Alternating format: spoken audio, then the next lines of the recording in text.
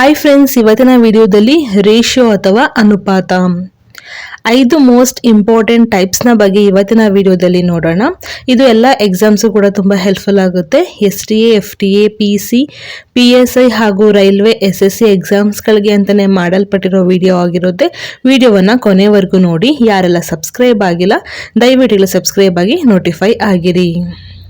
ನನ್ನ Telegram ಗ್ರೂಪನ್ನು description ಬಾಕ್ಸಲ್ಲಿ ಹಾಕಿರ್ತೀನಿ, ಚೆಕ್ ಮಾಡಿ. ಅಪ್ಕಮಿಂಗ್ ವಿಡಿಯೋಸ್ ಹಾಗೂ ಕ್ವಶನ್ಸ್ಗಳನ್ನು ಹಾಕಿರ್ತೀನಿ, ನೀವು ಸಾಲ್ವ್ ಮಾಡ್ಬೋದು. ಈಗ ಟೈಪ್ಸ್ಗೆ ಹೋಗೋಣ. Type 1 questions.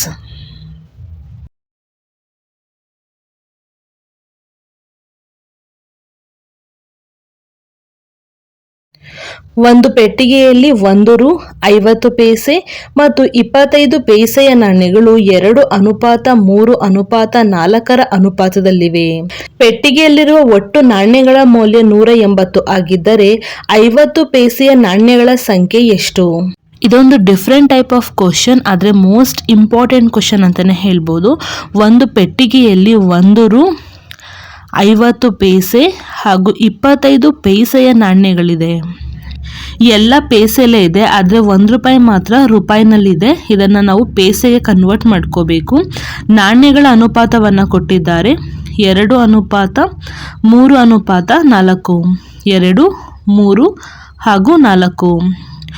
1 ರೂಪಾಯಿನ ಪೈಸೆಗೆ ಕನ್ವರ್ಟ್ ಮಾಡ್ಕೊಳ್ಳೋಣ. 1 ರೂಪಾಯಿ ಈಸ್ ಈಕ್ವಲ್ ಟು 100 ಪೈಸೆ, 50 ಪೈಸೆ ಹಾಗೆ 25 ಪೈಸೆ ಹಾಗೆ ತೆಗೆದುಕೊಳ್ತಿದ್ದೀನಿ.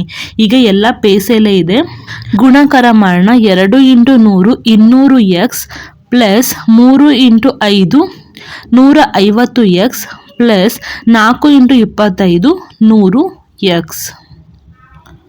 180 ರೂಪಾಯಿನೂ ಕೂಡ ನಾವು ಪೈಸೆಗೆ ಕನ್ವರ್ಟ್ ಮಾಡ್ಕೋಬೇಕಾಗುತ್ತೆ. ಎಲ್ಲ ಪೈಸೆಲೇ ಇರೋದ್ರಿಂದ 1 ರೂಪಾಯಿ ಈಸ್ ಈಕ್ವಲ್ ಟು 100 ಪೈಸೆ. 180ಕ್ಕೆ 2 ಸೊನ್ನೆ ಹಾಕೊಳ್ಳಿ, ಅದು ಪೈಸೆಗೆ ಕನ್ವರ್ಟ್ ಆಗುತ್ತೆ. ಇಲ್ಲಿ ಹಾಕೋತೀನಿ 180, 2 ಸೊನ್ನೆ ಹಾಗೆ ಹಾಕೋತೀನಿ. ಎಲ್ಲ ಪೈಸೆವನ್ನು ಕೂಡಿಸ್ಕೊಳ್ಳಿ. 200 ಪ್ಲಸ್ 150 ಪ್ಲಸ್ 100 300 450 x ಆಗುತ್ತೆ. 450x ಇಸ್ ಈಕ್ವಲ್ ಟು 180, 2 ಸೊನ್ನೆ ಹಾಗೆ ಹಾಕೋತೀನಿ. ಕಡಿತಗೊಳಿಸಿ. 0 0 ಕ್ಯಾನ್ಸಲ್. 9 5 45, 9 2 18, 2 ಸೊನ್ನೆ ಹಾಗೆ ಹಾಕೋತೀನಿ. 5x is equal to 200. 5 1 5, 5 4 20. 0 ಹಾಗೆ ಬರ್ಕೋತೀನಿ. x is equal to 40. ಕ್ವಶನಲ್ಲಿ ಕೇಳಿರೋದು 50 ಪೈಸೆಯ ನಾಣ್ಯಗಳ ಸಂಖ್ಯೆ. ಎಕ್ಸ್ ಗೊತ್ತಾಯಿತು. 50 ಪೈಸೆಯ ಅನುಪಾತ 3, 3x ಆಗುತ್ತೆ. 3 × x ಮಾಡಿ, ಅದೇ ಆನ್ಸರ್. 3 × x ಅಂದರೆ 40. 3 4 12, 0 ಹಾಗೆ ಬರ್ಕೋತೀನಿ. ಹಾಗಾದರೆ ಸರಿಯಾದ ಉತ್ತರ ಆಪ್ಷನ್ ಸಿ 120. ಈಸಿ ಇದೆ ಅಲ್ವಾ? ನೆಕ್ಸ್ಟ್ ಕ್ವಶನ್ಸ್ಗೆ ಹೋಗೋಣ.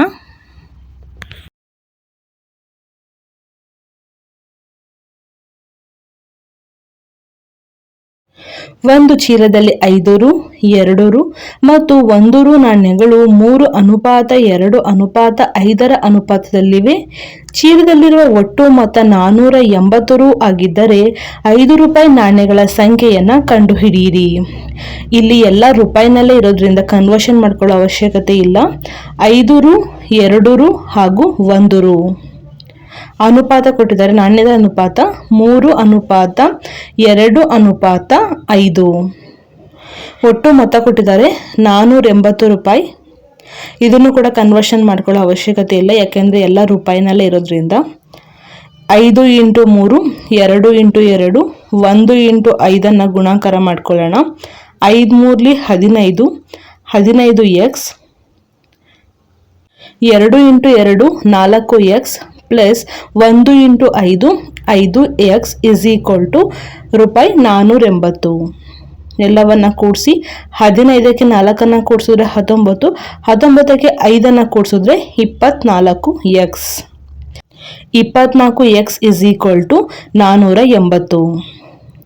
ನಮಗೆ ಎಕ್ಸ್ ಬೇಕಾಗಿದೆ 24 ಒಂದ್ಲಿ 24, 24 ಎರಡಲಿ 48, 0 ಹಾಗೆ ಬರ್ಕೋತೀನಿ. ಎಕ್ಸ್ನ ವ್ಯಾಲ್ಯೂ 20 ಆಗುತ್ತೆ.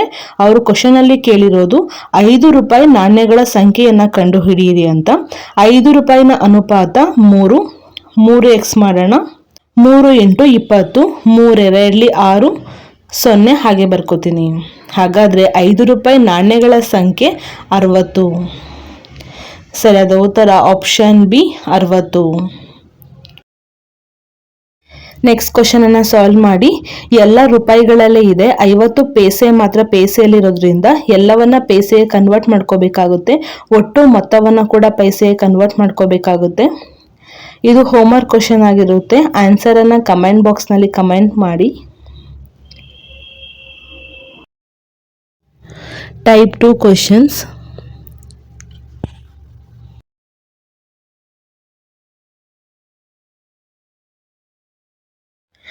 ಎರಡು ಸಂಖ್ಯೆಗಳು 3:5 ಅನುಪಾತದಲ್ಲಿದೆ. ಮೊದಲನೇ ಸಂಖ್ಯೆಯನ್ನು 7ರಿಂದ ಹೆಚ್ಚಿಸಿದರೆ ಎರಡನೇ ಸಂಖ್ಯೆಯನ್ನು 5ರಿಂದ ಕಡಿಮೆ ಮಾಡಿದರೆ ಅನುಪಾತವು 2:3 ಆಗುತ್ತದೆ. ಹಾಗಾದರೆ ಎರಡು ಸಂಖ್ಯೆಗಳ ಮೊತ್ತವೇನು ಅಂತ ಕೇಳ್ತಿದ್ದಾರೆ. ಇಲ್ಲಿ ಎರಡು ಸಂಖ್ಯೆಯನ್ನು ತೆಗೆದುಕೊಂಡಿದ್ದಾರೆ, ಅದರ ಅನುಪಾತವನ್ನು ಕೊಟ್ಟಿದ್ದಾರೆ. 3:5 ಕಂಡೀಷನ್ ಅನ್ನು ಕೊಟ್ಟಿದ್ದಾರೆ. ಮೊದಲನೇ ಸಂಖ್ಯೆಯನ್ನು 7ರಿಂದ ಹೆಚ್ಚಿಸಿದರೆ ಎರಡನೇ ಸಂಖ್ಯೆಯನ್ನು 5ರಿಂದ ಕಡಿಮೆ ಮಾಡಿದರೆ ಅನುಪಾತವು 2:3 ಬರುತ್ತೆ ಅಂತ ಹೇಳ್ತಿದ್ದಾರೆ. ಮೊದಲನೇ ಸಂಖ್ಯೆಯನ್ನು 7ರಿಂದ ಹೆಚ್ಚಿಸಿರೋದ್ರಿಂದ +7 ಹಾಕೋತೀನಿ. ಎರಡನೇ ಸಂಖ್ಯೆಯನ್ನು 5ರಿಂದ ಕಳೆದಿದ್ದಾರೆ ಅಂತ ಕೊಟ್ಟಿರೋದ್ರಿಂದ -5 ಅಂತ ಹಾಕೋತೀನಿ. ಇದು ಬೇಸಿಕ್ ಮೆಥಡನ್ನು ಹೇಳ್ಕೊಡ್ತೀನಿ. ಇಲ್ಲಿ ಮೊದಲು ಇರುವ ಅನುಪಾತವನ್ನು ತೆಗೆದುಕೊಳ್ಬೇಕಾಗುತ್ತೆ. 3x ಹೆಚ್ಚಿಸಿದ್ದಾರೆ ಅಂತ ಕೊಟ್ಟಿರೋದ್ರಿಂದ +7 / 5x ಕಡಿಮೆ ಮಾಡಿದ್ದಾರೆ ಅಂತ ಕೊಟ್ಟಿರೋದ್ರಿಂದ -5 = ಬದಲಾವಣೆ ಆದಂತಹ ಅನುಪಾತ 2:3 ಅಂತ ಕೊಟ್ಟಿದ್ದಾರೆ. ಹಾಗಾಗಿ 2/3 ಅಂತ ಬರ್ಕೋತೀನಿ. ಎರಡನ್ನು ಕ್ರಾಸ್ ಮಲ್ಟಿಪಲ್ ಮಾಡಿ, ಅಂದರೆ ಇಲ್ಲಿ 3ನ್ನು ಗುಣಾಕಾರ ಮಾಡಿ, ಇಲ್ಲಿ 2ನ್ನು ಗುಣಾಕಾರ ಮಾಡಿ. 3 3 9, 9x + 7 3 21, 21 = 5 2 10, 10x ಮೈನಸ್ ಹಾಗೆ ಬರ್ಕೋತೀನಿ 5 2 10. ಇದು ಈಕ್ವಲಿಂದ ರೈಟ್ ಸೈಡ್ ಬರಬೇಕಾಗುತ್ತೆ, ಇದು ಈಕ್ವಲಿಂದ ಲೆಫ್ಟ್ ಸೈಡ್ ಬರಬೇಕಾಗುತ್ತೆ. 10x ಅಲ್ಲಿ 9x ಹೋದರೆ x ಉಳ್ಕೊಳ್ಳುತ್ತೆ. = ಇದು ಈಕ್ವಲಿಂದ ಲೆಫ್ಟ್ ಸೈಡ್ ಬಂದರೆ ಕೂಡಿಸ್ಬೇಕಾಗುತ್ತೆ. 21ಕ್ಕೆ 10ನ್ನು ಕೂಡಿಸಿದ್ರೆ 31. ಎಕ್ಸ್ನ ವ್ಯಾಲ್ಯೂ 31. ಕ್ವಶನಲ್ಲಿ ಕೇಳಿರೋದು ಎರಡು ಸಂಖ್ಯೆಗಳ ಮೊತ್ತ ಅಂತ. ಮೊದಲನೇ ಸಂಖ್ಯೆ 3x, ಎರಡನೇ ಸಂಖ್ಯೆ 5x. ಎಕ್ಸ್ ವ್ಯಾಲ್ಯೂ ಗೊತ್ತಾಗಿದೆ. 3 × 31 + 5 × 31 ಗುಣಾಕಾರ ಮಾಡಿ. 3 1 3, 3 3 9, 93 + 5 1 5, 5 3 15. ಎರಡನ್ನು ಕೂಡಿಸಿ 3 + 5 8, 15 + 9 24. ಎರಡು ಸಂಖ್ಯೆಗಳ ಮೊತ್ತ 248. ಸರಿಯಾದ ಉತ್ತರ ಆಪ್ಷನ್ ಸಿ 248. ಅರ್ಥ ಆಗಿದೆ ಅನ್ಕೋತೀನಿ. ಈಸಿ ಇದೆ, ಬೇಸಿಕ್ ಮೆಥಡಲ್ಲೇ ಮಾಡಿ. ಇದನ್ನು ಕೂಡ ಆ ರೀತಿಯೇ ಸಾಲ್ವ್ ಮಾಡಿ. ಎರಡು ಸಂಖ್ಯೆಗಳು 1:2 ಅನುಪಾತದಲ್ಲಿದೆ. ಮೊದಲನೇ ಸಂಖ್ಯೆಯನ್ನು 2ರಿಂದ ಹೆಚ್ಚಿಸಿದರೆ ಎರಡನೇ ಸಂಖ್ಯೆಯನ್ನು 1ರಿಂದ ಹೆಚ್ಚಿಸಿದರೆ ಅನುಪಾತವು 1:1 ಆಗುತ್ತದೆ. ಹಾಗಾದರೆ ಎರಡು ಸಂಖ್ಯೆಗಳ ಮೊತ್ತವೇನು ಅಂತ ಕೇಳ್ತಿದ್ದಾರೆ. ಎರಡು ಸಂಖ್ಯೆ ಅನುಪಾತ ಕೊಟ್ಟಿದ್ದಾರೆ, 1:2. ಬದಲಾವಣೆಯಾದ ಅನುಪಾತ 1:1. ಮೊದಲನೇ ಸಂಖ್ಯೆಯನ್ನು 2 ಹೆಚ್ಚಿಸಿದರೆ ಅಂತ ಕೊಟ್ಟಿದ್ರೆ +2 ಅಂತ ಹಾಕೋತೀನಿ. ಎರಡನೇ ಸಂಖ್ಯೆಯನ್ನು 1ರಿಂದ ಹೆಚ್ಚಿಸಿದ್ದಾರೆ ಅಂತ ಕೊಟ್ಟಿದ್ದಾರೆ +1 ಅಂತ ಹಾಕೋತೀನಿ. ಸೇಮ್ ಅದೇ ರೀತಿ ಮಾಡಿ. ಎಕ್ಸ್ ಅಂತ ತೆಗೆದುಕೊಳ್ತಿದ್ದೀನಿ. x + 2 ಹೆಚ್ಚಿಸಿದ್ದಾರೆ ಅಂತ ಕೊಟ್ಟಿರೋದ್ರಿಂದ /2x + 1. ಇಲ್ಲೂ ಕೂಡ 1ನ್ನು ಹೆಚ್ಚಿಸಿದ್ದಾರೆ. = ಬದಲಾವಣೆಯಾದ ಅನುಪಾತ 1:1 ಅಂದರೆ 1/1 ಅಂತ ಬರ್ಕೋಬೋದು. ಕ್ರಾಸ್ ಮಲ್ಟಿಪಲ್ ಮಾಡಿ. ಇಲ್ಲಿ ಒಂದಾಗುತ್ತೆ, ಇಲ್ಲಿ ಒಂದಾಗುತ್ತೆ.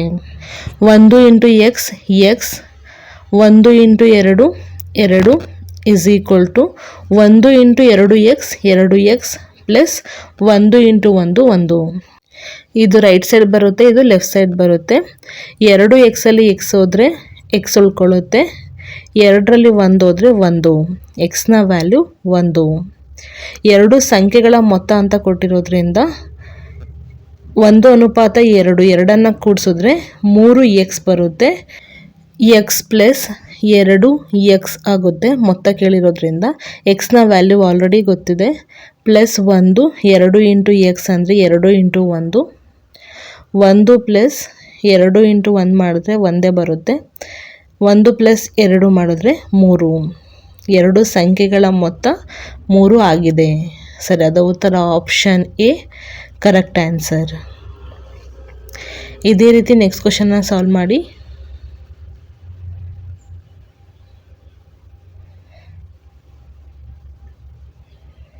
ಇದು ಹೋಮ್ವರ್ಕ್ ಕ್ವಶನ್ ಆಗಿದೆ. ಕಮೆಂಟ್ ಬಾಕ್ಸ್ನಲ್ಲಿ ಕಮೆಂಟ್ ಮಾಡಿ. Type 3 questions. ಸೂತ್ರ: ಆದಾಯ ಅಥವಾ income is equal to expenditure plus saving. ಆದಾಯ ಇಸ್ ಈಕ್ವಲ್ ಟು ಖರ್ಚು ಪ್ಲಸ್ ಉಳಿತಾಯ. ಇದೊಂದು ಸೂತ್ರ ನೆನ್ಪಿಟ್ಕೊಳ್ಳಿ. ಖರ್ಚು ಅಥವಾ ವೆಚ್ಚ ಅಂತ ಕೂಡ ಕರೀತಾರೆ. ಕ್ವಶನನ್ನು ನೀವೇ ಟ್ರೈ ಮಾಡಿ ಒಂದ್ಸಲಿ.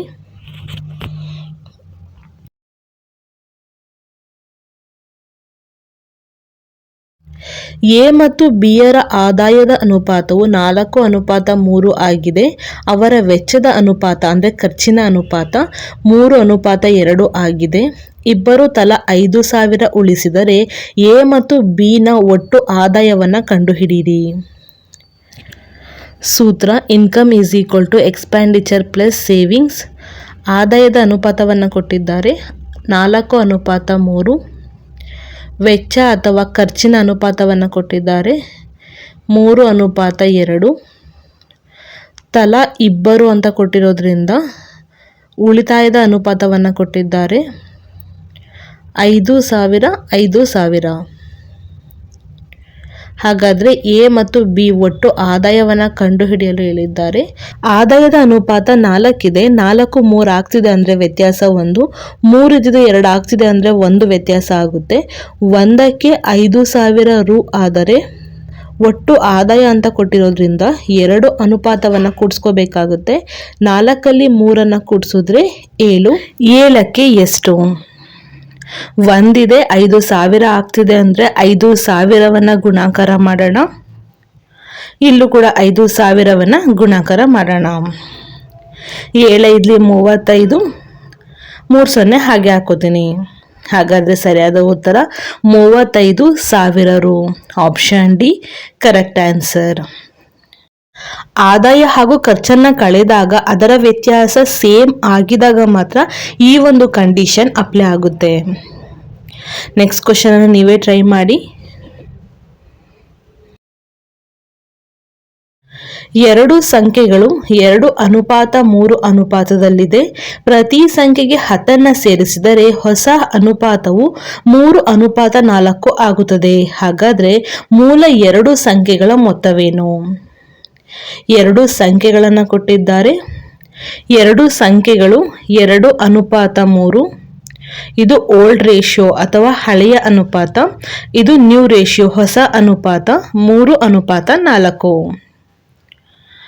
ಪ್ರತಿ ಸಂಖ್ಯೆಗೆ 10 ಸೇರಿಸಿದ್ದಾರೆ ಅಂದರೆ ಹೆಚ್ಚಿಸಿದ್ದಾರೆ ಅಂತ ಕೊಟ್ಟಿದ್ದಾರೆ.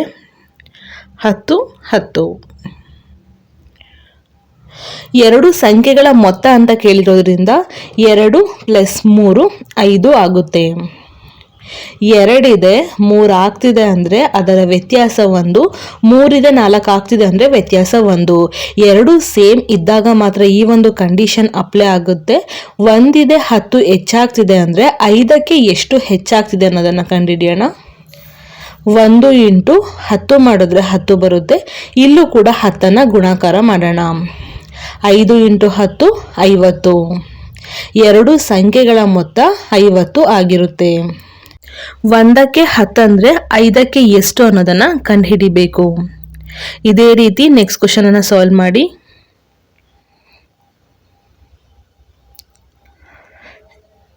ಇದು ಹೋಮ್ವರ್ಕ್ ಕ್ವಶನ್ ಆಗಿರುತ್ತೆ, ನೀವೇ ಸಾಲ್ವ್ ಮಾಡಬೇಕು. ಸೇಮ್ ಅದೇ ರೀತಿ ಇದೆ.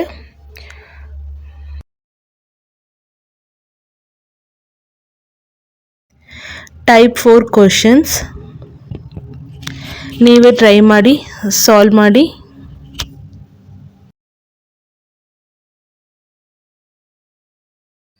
ಒಂದು ಮೊತ್ತದ ಹಣವನ್ನು ಪಿ, ಕ್ಯೂ, ಆರ್ ಮತ್ತು ಎಸ್ ನಡುವೆ 8:5:7:4 ಅನುಪಾತದಲ್ಲಿ ಹಂಚಲಾಗುತ್ತದೆ. ಆರ್ಗೆ ಎಸ್ಗಿಂತ 450 ರು ಹೆಚ್ಚು ಸಿಕ್ಕರೆ ಪಿ ಎಷ್ಟು ಹಣವನ್ನು ಪಡೆದರು ಅಂತ ಕೇಳ್ತಿದ್ದಾರೆ. ಒಂದು ಮೊತ್ತವನ್ನು ಪಿ, ಕ್ಯೂ, ಆರ್ ಹಾಗೂ ಎಸ್ ನಡುವೆ ಹಂಚಲಾಗಿದೆ.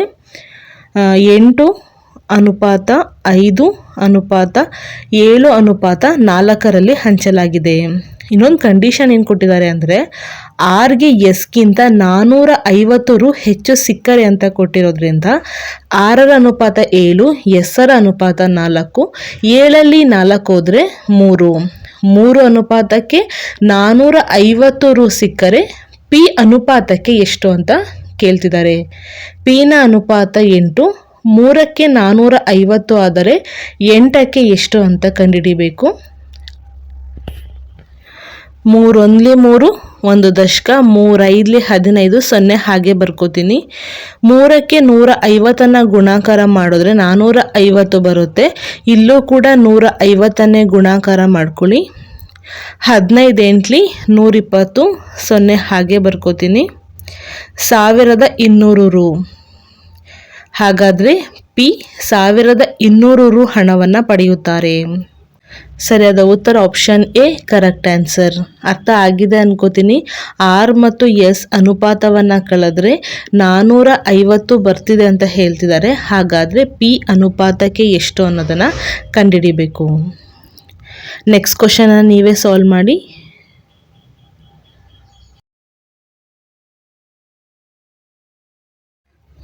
ಒಂದು ಮೊತ್ತವನ್ನು ಎಕ್ಸ್, ವೈ, ಝೆಡ್ ಮತ್ತು ಡಬ್ಲ್ಯೂ ನಡುವೆ 6:9:4:5 ಅನುಪಾತದಲ್ಲಿ ಹಂಚಲಾಗುತ್ತದೆ. ವೈಗೆ ಡಬ್ಲ್ಯೂಗಿಂತ 2400 ರು ಹೆಚ್ಚು ಸಿಕ್ಕರೆ ಎಕ್ಸ್ ಎಷ್ಟು ಹಣವನ್ನು ಪಡೆದರು? ಸೇಮ್ ಅದೇ ರೀತಿ ಇದೆ. ಎಕ್ಸ್, ವೈ, ಝೆಡ್ ಮತ್ತು ಡಬ್ಲ್ಯೂ 6:9:4:5. ಇಲ್ಲೂ ಕೂಡ ಕಂಡೀಷನ್ ಅನ್ನು ಕೊಟ್ಟಿದ್ದಾರೆ. ವೈಗೆ ಡಬ್ಲ್ಯೂಗಿಂತ 2400 ರು ಹೆಚ್ಚು ಸಿಕ್ಕರೆ ಅಂತ ಕೊಟ್ಟಿದ್ದಾರೆ. ಹಾಗಾಗಿ ವೈಗಿಂತ ಡಬ್ಲ್ಯೂ ಅಂದರೆ ವೈನ ಅನುಪಾತ 9, ಡಬ್ಲ್ಯೂವಿನ ಅನುಪಾತ 5. 9ರಲ್ಲಿ 5 ಹೋದರೆ 4 ಅನುಪಾತ. 4ಕ್ಕೆ 2400 ರು ಆದರೆ ಅಲ್ಲಿ ಕೇಳಿರೋದು ಎಕ್ಸ್ ಎಷ್ಟು ಹಣವನ್ನು ಪಡೆದರು ಅಂತ. ಎಕ್ಸ್ನ ಅನುಪಾತ 6. 6ಕ್ಕೆ ಎಷ್ಟು? ಗುಣಾಕಾರ ಮಾಡಿ. 4 6 24, 2 0 ಹಾಗೆ ಇದೆ, ಹಾಗೆ ಬರ್ಕೋತೀನಿ. 4ಕ್ಕೆ 600 ಗುಣಾಕಾರ ಮಾಡಿದ್ರೆ 2400 ಬರುತ್ತೆ. ಇಲ್ಲೂ ಕೂಡ 600 ಗುಣಾಕಾರ ಮಾಡಿ. 6 36, 2 0 ಹಾಗೆ ಬರ್ಕೋತೀನಿ. ಹಾಗಾದರೆ ಸರಿಯಾದ ಉತ್ತರ ಆಪ್ಷನ್ ಡಿ 3600 ರು ಎಕ್ಸ್ ಹಣವನ್ನು ಪಡೆದರು. ಈಸಿ ಇದೆ ಕ್ವಶನ್, ನೀವು ನೀಟಾಗಿ ಅರ್ಥ ಮಾಡಿಕೊಂಡ್ರೆ ಈಸಿ ಆಗುತ್ತೆ. ಇದೇ ರೀತಿ ನೆಕ್ಸ್ಟ್ ಕ್ವಶನನ್ನು ಸಾಲ್ವ್ ಮಾಡಿ. ಸೇಮ್ ಅದೇ ರೀತಿ ಕ್ವಶನ್, ಸ್ವಲ್ಪ ಟ್ವಿಸ್ಟ್ ಮಾಡಿದ್ದಾರೆ ಅಷ್ಟೇ. ಕ್ವಶನನ್ನು ನೀಟಾಗಿ ಓದಿ. ಇದು ಹೋಮ್ವರ್ಕ್ ಕ್ವಶನ್ ಆಗಿರುತ್ತೆ. ಕಮೆಂಟ್ ಬಾಕ್ಸ್ನಲ್ಲಿ ಕಮೆಂಟ್ ಮಾಡಿ. ಇಲ್ಲಿ ಸಿ ಮತ್ತು ಎ ನಡುವಿನ ವ್ಯತ್ಯಾಸ ಕೊಟ್ಟಿದ್ದಾರೆ 1500 ರು. ಬಿ ಮತ್ತು ಡಿ ಒಟ್ಟಿಗೆ ಪಡೆದ ಮೊತ್ತ ಎಷ್ಟು ಅಂತ ಕೇಳಿದ್ದಾರೆ. ಫಸ್ಟ್ ಬಿ ಅನ್ನು ಕಂಡುಹಿಡ್ಕೋಬೇಕು, ಆಮೇಲೆ ಡಿ ಅನ್ನು ಕಂಡುಹಿಡ್ಕೊಂಡು 2ರ ಮೊತ್ತ ಎಷ್ಟು ಅನ್ನೋದನ್ನು ಕಂಡುಹಿಡಿಬೇಕು. Type 5 questions.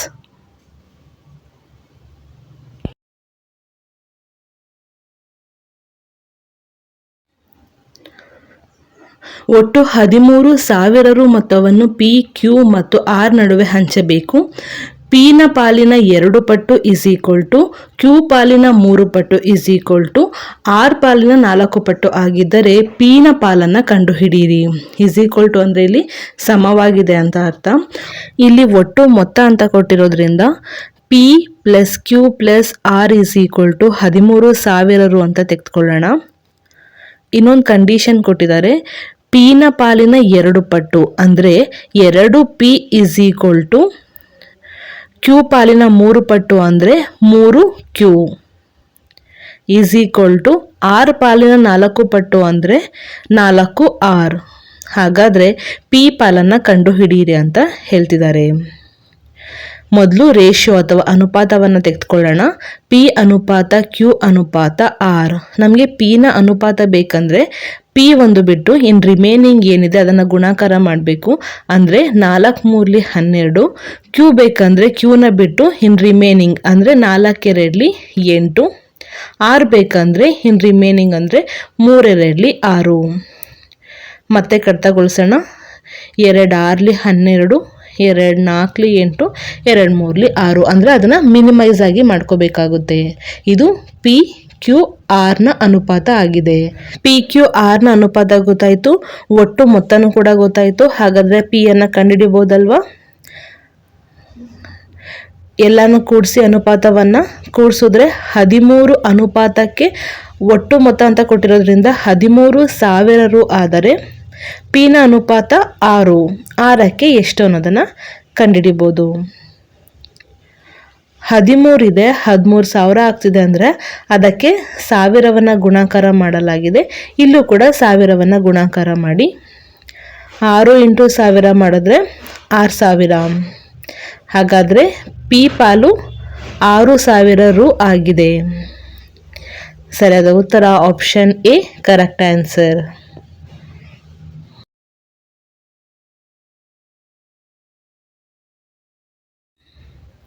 ನೀವೇ ಸಾಲ್ವ್ ಮಾಡಿ. 9,000 ರು ಒಟ್ಟು ಮೊತ್ತವನ್ನು ಎಕ್ಸ್, ವೈ ಮತ್ತು ಝೆಡ್ ನಡುವೆ ಹಂಚಬೇಕು. ಅಂದರೆ ಎಕ್ಸ್ನ ಪಾಲಿನ 2 ಪಟ್ಟು ಇಸ್ ಈಕ್ವಲ್ ಟು ವೈ ಪಾಲಿನ 3 ಪಟ್ಟು ಇಸ್ ಈಕ್ವಲ್ ಟು ಝೆಡ್ ಪಾಲಿನ 6 ಪಟ್ಟು. ಝೆಡ್ ಪಾಲನ್ನು ಕಂಡುಹಿಡಿಯಿರಿ ಅಂತ ಕೇಳ್ತಿದ್ದಾರೆ. ಅದೇ ರೀತಿ ಎಕ್ಸ್, ವೈ, ಝೆಡ್ ಕೊಟ್ಟಿದ್ದಾರೆ. ಅದರ ಮೊತ್ತ ಅಂತ ಕೇಳಿರೋದ್ರಿಂದ x plus y plus z is equal to 9,000 ರು. ಇಲ್ಲೊಂದು ಕಂಡೀಷನನ್ನು ಕೊಟ್ಟಿದ್ದಾರೆ. ಎಕ್ಸ್ ಪಾಲಿನ 2 ಪಟ್ಟು ಅಂದರೆ 2x is equal to Y ಪಾಲಿನ 3 ಪಟ್ಟು ಅಂದರೆ 3y is equal to Z ಪಾಲಿನ 6 ಪಟ್ಟು ಅಂದರೆ 6z ಅಂದರೆ ಎಲ್ಲ ಸಮ ಆಗಿದೆ ಅಂತ. ಈಗ ಎಕ್ಸ್ ವೈ ಝೆಡ್ನ ಅನುಪಾತವನ್ನು ಕಂಡುಹಿಡಿಯೋಣ. ಎಕ್ಸ್ ಅನುಪಾತ ವೈ ಅನುಪಾತ ಝೆಡ್. ಎಕ್ಸ್ ಬೇಕಂದರೆ ಎಕ್ಸನ್ನು ಬಿಟ್ಟು ರಿಮೈನಿಂಗ್ ಅಂದರೆ 6 3 18 ಅನುಪಾತ ವೈ ಬೇಕಂದರೆ ವೈಯನ್ನು ಬಿಟ್ಟು ರಿಮೈನಿಂಗ್ ಅಂದರೆ 6 2 12 ಅನುಪಾತ ಝೆಡ್ ಬೇಕಂದರೆ ರಿಮೈನಿಂಗ್ 3 2 6. ಇದನ್ನು ಮಿನಿಮೈಸ್ ಮಾಡೋಣ. 6 3 18, 6 2 12, 6 1 6. ಎಕ್ಸ್ ವೈ ಝೆಡ್ನ ಅನುಪಾತ ಸಿಕ್ಕಿದೆ, ಅದರ ಮೊತ್ತ ಕೂಡ ಸಿಕ್ಕಿದೆ. ಝೆಡ್ಡನ್ನು ಕಂಡುಹಿಡಿಯೋಣ. ಎಲ್ಲವನ್ನು ಕೂಡಿಸಿದ್ರೆ 3 2 5, 5 + 1 6. ಆಲ್ರೆಡಿ ಮೊತ್ತ ಗೊತ್ತಿದೆ.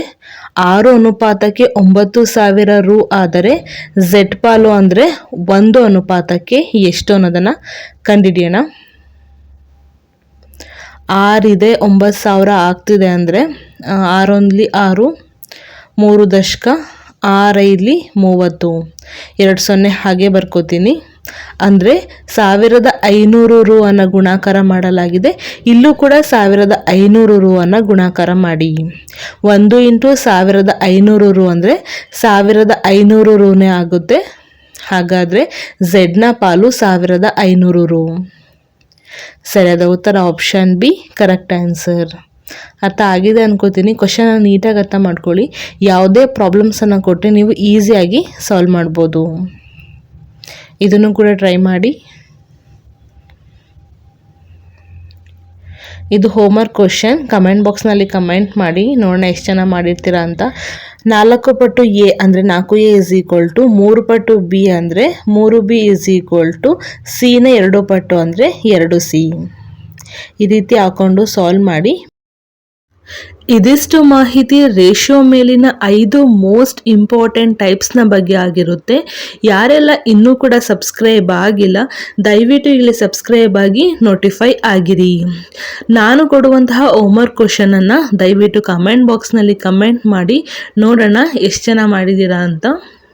ಹಾಗೆ ಟೆಲಿಗ್ರಾಮ್ ಗ್ರೂಪಿನ ಲಿಂಕನ್ನು ಕೂಡ ಡಿಸ್ಕ್ರಿಪ್ಷನ್ ಬಾಕ್ಸಲ್ಲಿ ಹಾಕಿರ್ತೀನಿ, ಜಾಯಿನ್ ಆಗಿ. Thank you friends.